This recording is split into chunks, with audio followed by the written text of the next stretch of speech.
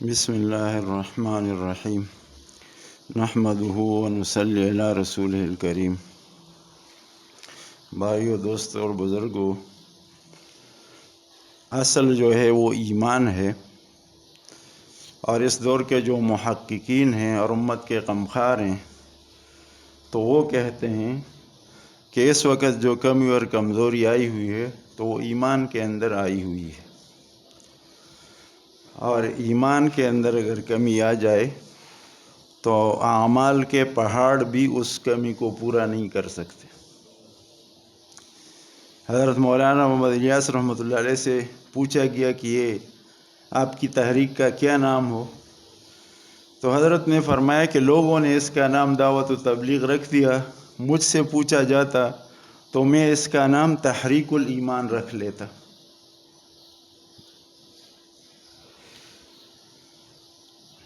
حضرت نے مجھ سے کوئی 2009 کے قریب فرمایا کہ ایمان کی جو شاخیں ہیں تو اس پر مضمون لکھنا چاہیے۔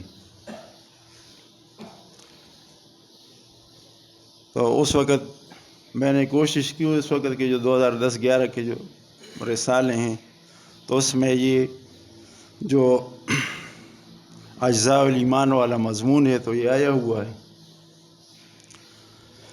اب علماء حضرات تو اس کو دیکھتے ہیں کہ ایمان تو بسیط ہے، اس کے تو اجزاء کوئی نہیں، تو ایک بحث ہے کہ ایمان بسیط ہے یا مرکب ہے۔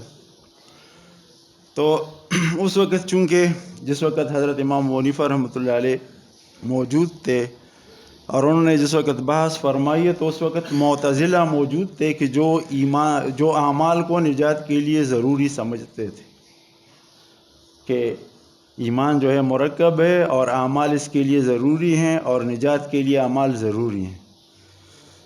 تو اس وجہ سے حضرت امام صاحب کو، چونکہ ان کے حالات سامنے تھے، اور ویسے بھی بات یہ ہے کہ ایمان ہے بسیط، مرکب نہیں ہے۔ جی ایمان جو ہے نا، ایک تو نفسی ایمان ہے اور بنیادی ایمان، نفسی ایمان یا بنیادی ایمان، اور ایک کامل ایمان ہے۔ جو محققین نے درجے کیے ہیں کہ ایک تو نفسی ایمان ہے، دوسرا کمالی ایمان ہے، اور تیسرا پھر حلاوتی ایمان ہے، کہ کمالی ایمان جب بالکل انتہا کو پہنچتا ہے تو اس وقت اس حالت کو حلاوتی ایمان کہتے ہیں۔ اس وقت ایمان آدمی کے لیے جس طرح ہم کھانے کے ذائقے کو محسوس کرتے ہیں، دوسری محسوس چیزوں کو جس طرح ہم محسوس کرتے ہیں، تو اس طرح ایمان کے ذائقے کو، ایمان کے مزے کو آدمی محسوس کر سکتا ہے۔ تو اس وقت حضرت سے میں نے عرض کی کہ حضرت یہ تو علماء نے تو یہ بات کی ہے کہ یہ جو اجزاء ہیں یہ تو ترکیبی اجزاء نہیں ہے، ایمان تو مرکب نہیں۔ تو حضرت میں نے عرض کی کہ حضرت کہتے ہیں کہ تزئینی اجزاء کو تو مانتے، ترکیبی کو نہیں مانتے۔ تو حضرت نے مجھ سے فرمایا کہ یہ تزئینی ضروری، تزئین جو ہے نا اس کے بھی دو درجے ہیں۔ جس وقت ہم گھر بناتے ہیں بالکل صرف اینٹوں کا وہ جو ساخت بن جائے مکان کا، صرف اینٹ ہو، ڈھانچہ ہو، تو وہ رہنے کے لیے، سر چھپانے کے لیے تو کافی ہے، لیکن کوئی بھی اس گھر کے اندر نہیں جاتا، اس لیے کہ بھی تزئین کے ضروری درجے باقی ہیں۔ تو یہ اس اجزاء کو اگر ہم تزئینی اجزاء مانیں تو تزئینی ضروری تزئین، ضروری آرائش کہ جس کے بغیر چیز بدصورت نظر آتی ہے۔ اب ایمان جو ہے یہ کوئی محسوس چیز تو ہے نہیں کہ ظاہری آنکھوں سے آدمی دیکھے، لیکن جن آدمیوں کے اندر یہ ایمان کی صفت آ جائے تو پھر لوگوں کو پتہ چلتا ہے کہ واقعی وہ لوگ نہیں رہے جو پہلے تھے۔ اور اس سلسلے میں حضرت مولانا منظور نعمانی رحمۃ اللہ علیہ نے حقیقت ایمان کے عنوان سے ایک بیان فرمایا تھا، ان کا ایک تقریر تھا، جو ان کی ایک تقریر تھی کہ جو ان کا جو رسالہ تھا لکھنؤ سے جو شائع ہوتا تھا، الفرقان شاید اس کا نام تھا، تو اس کے اندر وہ مضمون اس وقت مجھے ملا تھا. تو اس میں انہوں نے حضرت حارث بن مالک انصاری رضی اللہ عنہ کا سے روایت کردہ ایک حدیث حضرت نے نقل کی تھی، اور حضرت نے پھر آخر میں لکھا ہے کہ اس روایت میں ایمان کی حقیقت کا بیان ہے. وہ اس طرح ہے کہ حضرت حارث بن مالک انصاری رضی اللہ عنہ فرماتے ہیں کہ صبح کے وقت میں حضور صلی اللہ علیہ وسلم کے پاس گیا تو آپ صلی اللہ علیہ وسلم نے مجھ سے فرمایا، کیف اصبحت یا حارثہ، اے حارث تم نے کس حالت میں صبح کی؟ تو میں نے عرض کی، اصبحت مؤمنا حقا، میں نے پکے ایمان کی حالت میں صبح کی ہے. آپ صلی اللہ علیہ وسلم نے فرمایا، انظر ماذا تقول، دیکھو یہ کیا کہہ رہے ہو. لکل شیء حقیقت، ہر چیز کی ایک حقیقت ہوتی. فما حقیقت ایمانک، تو تیرے ایمان کی کیا حقیقت ہے؟ تو میں نے عرض کیا، عزفت نفسی عن الدنیا، یا بعض دوسری روایت میں عزفت نفسی عن الدنیا، کہ میں نے اپنے نفس کو دنیا سے دور کیا، یا میرا نفس جو ہے وہ دنیا سے دور ہوا. پختو کہ منگو فلانی چیز سره من الگی شو، فلانی چیز سره دنیا سره من الگی کړه. فاسحرت لیلی، تب میں راتوں کو جاگتا ہوں. وازمات نہاری، اور دن کو روزہ رکھتا ہوں. اگر دنیا کی محبت دل سے نکل جائے تو رات کا جاگنا اور دن کو روزہ رکھنا یہ کوئی مشکل بات نہیں ہے.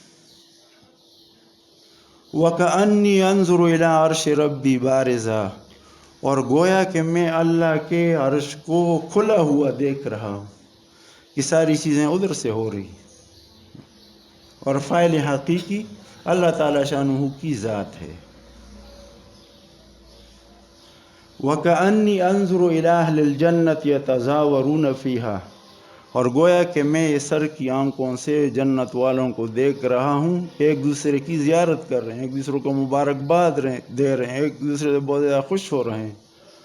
وَكَأَنِّي أَنظُرُ إِلَىٰ أَهْلِ النَّارِ يَتَزَاغَوْنَ فِيهَا، اور گویا کہ میں اہل دوزخ کو اپنی آنکھوں سے دیکھ رہا ہوں کہ وہ چیخ رہے ہیں، چلا رہے ہیں، تلملا رہے ہیں، بلبلا رہے ہیں. جس طرح شدت کی بھوک سے یا درد کی شدت سے آدمی بلبلاتا ہے، تلملاتا ہے، چیختا ہے، چلاتا ہے، تو وہی حالت، اسی حالت میں دوزخ والوں کو دیکھ رہا ہوں.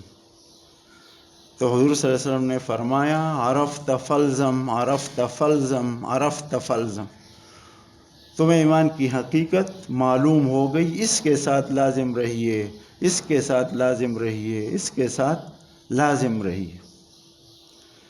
یہ تو ایجابی حساب سے بیان تھا. اب صحابہ کرام جب اس کیفیت میں، یہ جو غیب کی چیزیں ہیں وہ بالکل نظر کے سامنے ہوں، اس کیفیت میں جب کمی آ جاتی تھی تو وہ اس کو محسوس کرتے تھے، اور وہ کہتے کہ اس وقت ہماری ایمانی حالت ٹھیک نہیں ہے. جس طرح حنظلہ رضی اللہ عنہ کا واقعہ کہ حضور صلی اللہ علیہ وسلم کی مجلس سے گھر میں تشریف لے گئے. اب گھر میں قبر، آخرت، ان چیزوں کی طرف توجہ کم ہو گئی. اب واپس آ رہے ہیں اور راستے میں کہہ رہے ہیں، نافق حنظلہ، نافق حنظلہ، نافق حنظلہ، کہ حنظلہ تو منافق ہو گیا.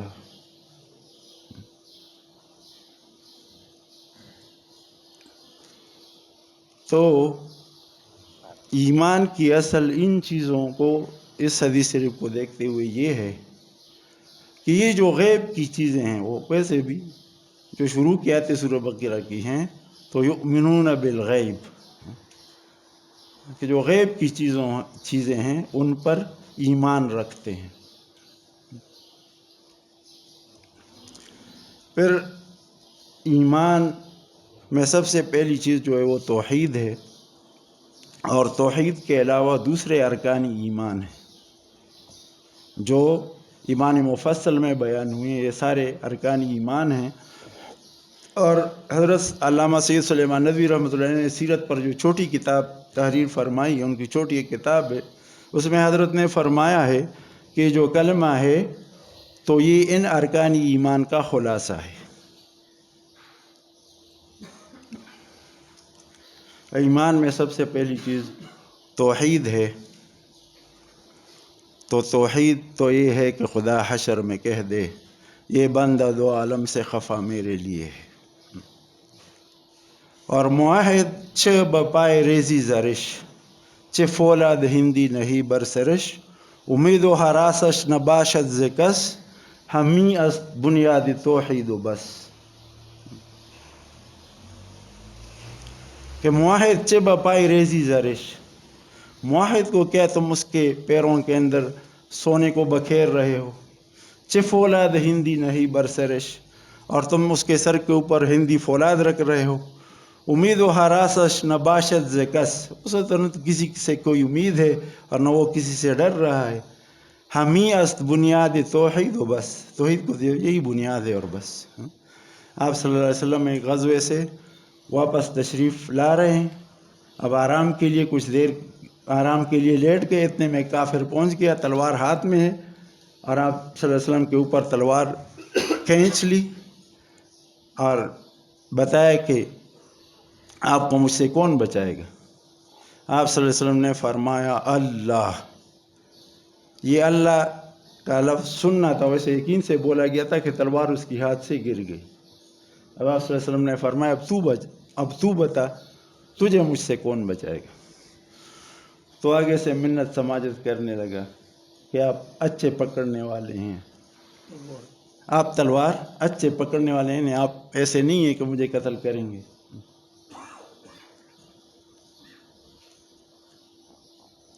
اور توحید کے بعد پھر دوسرے اجزائے ایمان ہیں کہ آمنت باللہ کما ہوا، آمنت باللہ و ملائکتہ و کتبہ و رسلہ والیوم الآخر والقدر خیرہ و شرہ من اللہ تعالی والبعث بعد الموت۔ تو ایک توحید تو عامیانہ توحید ہے کہ جس کو علماء بیان فرماتے ہیں، اور یہ ضروری ہے، ظاہر ہے کہ توحید کا پہلا درجہ ہے کہ غیر اللہ سے نہیں ہوتا، غیر اللہ کے نام پر ذبیحہ نہیں کرنا چاہیے، غیر اللہ کی نظر اور نیاز نہیں ماننی چاہیے۔ یہ تو توحید کا ایسا درجہ ہے کہ معلوماتی ہے، کتاب میں آدمی دیکھ لے تو اس کو سمجھ آ جائے گی اور اس سے رک جائے گا۔ لیکن توحید کا ایک درجہ یہ ہے کہ اللہ کے علاوہ کسی کا یقین نہ ہو، اللہ کے علاوہ کسی کا خوف نہ ہو، اللہ کے علاوہ کسی سے طمع نہ ہو، اللہ کے علاوہ کسی کا ڈر نہ ہو۔ یہ توحید تو معلومات سے حاصل نہیں ہو سکتا، اس توحید کے لیے تو محنت کی ضرورت ہے۔ اور ہم یہ ادھر اس لیے جمع ہوئے ہیں کہ اس ایمان کو، مطلوب ایمان کو ہم سیکھ لیں۔ پرانے زمانے میں مشائخ جو ہے وہ مریدوں کا امتحان لیتے تھے، تو بچپن میں یہ باتیں چالو تھیں، ماحول میں یہ باتیں چالو تھیں، ایمان کے امتحانات کی یہ باتیں۔ میں نے خود، میرے والد صاحب مکمل ان پڑھ تھے، ان سے میں نے ایک بات سنی کہ ایک پیر صاحب تھے، ان کے مریدین میں ایک سادہ سا مرید تھا اور حضرت کی توجہ زیادہ اس پر تھی، تو جو دوسرے مریدین تھے وہ خفا ہوتے تھے۔ شیطان فارغ تو نہیں بیٹھتا نا، پہلے تو خانقاہ آنے نہیں دیتا، بیعت ہونے نہیں دیتا، جب بیعت ہو جاتے ہیں تو آپس میں یہ حضرت اس کو زیادہ توجہ کیوں دیتے، مجھے کیوں کم دیتے ہیں، یہ پھر آپس میں پہلے تو حجرے اور اس کے لڑائیوں اور وہ مقابلے تھے، اب خانقاہ میں۔ تو حضرت نے ایک بار اس طرح کیا کہ مریدین کو بلایا اور ہر ایک کو ایک ایک مرغی دی اور چھری دی کہ جا کر اس کو ذبح کرو، لیکن ایسی جگہ ذبح کرو کہ کوئی تم کو نہیں دیکھ رہا ہو۔ اب یہ سارے مریدین گئے، کوئی 1 گھنٹہ کے بعد آیا، کوئی آدھا گھنٹے کے بعد آیا، اور سب نے مرغی ذبح کی ہوئی ہے۔ اتنے میں یہ جو سادہ مرید تھا، کوئی 2-3 گھنٹے کے بعد آیا، مرغی سالم چھری ہاتھ میں، تب یہ جو سارے دوسرے مریدین ہیں یہ ہنس رہے ہیں کہ آج حضرت کو پتہ چل جائے گا نا کہ اس سادہ بندے کو حضرت اتنی اہمیت دیتے ہیں، اتنا کام تو اس سے نہیں ہو سکا۔ تو حضرت نے پوچھا اور اس پر تھوڑا غصہ کیا کہ تم نے ابھی تک سارے ذبح کر کے لائے، تو ذبح کر کے نہیں لایا؟ کہ نہیں حضرت، مجھے تو ایسی جگہ نہیں مل رہی۔ کہ تجھے کون دیکھ رہا ہے؟ حضرت اللہ دیکھ رہے، جس جگہ بھی جاتا ہوں تو اللہ موجود ہیں۔ آپ نے فرمایا کہ جس جگہ کوئی بھی نہیں دیکھ رہا۔ وہ حضرت نے دوسرا، ہمارے حضرت نے دوسرا واقعہ اکثر حضرت بیان فرماتے ہیں کہ ایک چور تھا، بیوی کا انتقال ہو گیا۔ اب اس نے کہا کہ اب وہ ڈاکوں کے لیے اور چوری کے لیے جو رات کو جاتا تھا تو چھوٹا بچہ ہے، اس کا کیا جائے، اب اس سے جان چھڑائی جائے۔ تو اس کو داخل کیا مدرسے میں۔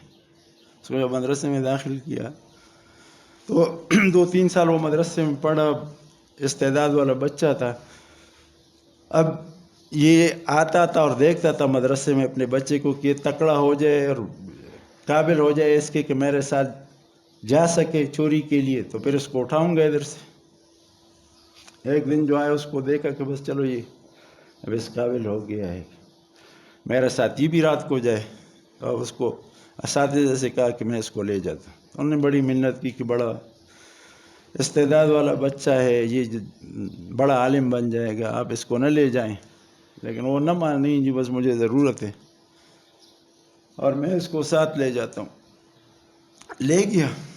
اب رات کو گئے، بچے کو ساتھ لیا اور بچے سے کہا کہ جس وقت میں یہ جو دیوار ہے اس میں سوراخ کروں گا، اگر کوئی دیکھ رہا ہو تو آپ مجھے بتائیں گے کہ دیکھ رہا ہے۔ اب بچہ سوچ میں پڑ گیا تو مدرسے سے وہ ضروری باتیں اس کی سمجھ میں آ گئی تھی کہ اب یہ تو دیوار میں سوراخ کر رہا ہے، کسی چوری کرے گا کسی مسلمان کے۔ تو اس نے آواز دی، دیکھ رہا ہے۔ اب دونوں بھاگے۔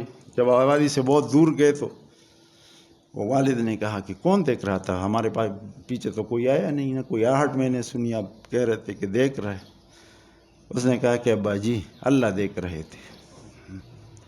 اب یہ احساس ہو جائے کہ اللہ ہر جگہ موجود ہے۔ پھر آگے ایمان کے امتحانات ہیں، جس طرح وہ آپ صلی اللہ علیہ وسلم نے فرمایا انظر ماذا تقول، دیکھو یہ کیا کہہ رہے ہو۔ یہ دعویٰ کرنا تو بڑا آسان ہے کہ میرا ایمان سب سے زیادہ کامل ہے، لیکن ایمان کے امتحانات ہیں۔ سرکاری کرسی پر بیٹھ کر ایمان کا امتحان ہے کہ اوپر کے آرڈر کو مانتا ہے یا حقدار کو اس کا حق دیتا۔ دکان کے اندر بیٹھ کر ایمان کا امتحان ہے کہ ایک وزن کا نام سبحان اللہ اور دوسرے کا الحمدللہ تو نہیں رکھا ہے۔ کہ ایک تاجر صاحب تھے، جس اس سے بیچتے تھے اس کا نام سبحان اللہ رکھا ہوا تھا، وہ کم وہ زیادہ تھا، کلو سے وہ زیادہ تھا، اس کو زیادہ بنایا ہوا تھا، بیچتا تھا نہیں، جس سے بیچتا تھا وہ کم وزن کا تھا، اس کا نام سبحان اللہ رکھا ہوا تھا، اور جب لیتا تھا لوگوں سے چیزیں تو وہ جو رکھے ہوئے تھے وزن، ان کا نام الحمدللہ رکھا ہوا تھا، اور ان کو سمجھایا ہوا تھا کہ جب بیچنا ہو تو سبحان اللہ والی وہ وزن لایا کرو، اور کسی سے خریدنا ہو تو الحمدللہ والی۔ تو یہ ساری باتیں میرے اندر موجود ہیں اور اس لیے مدد نہیں ہو رہی۔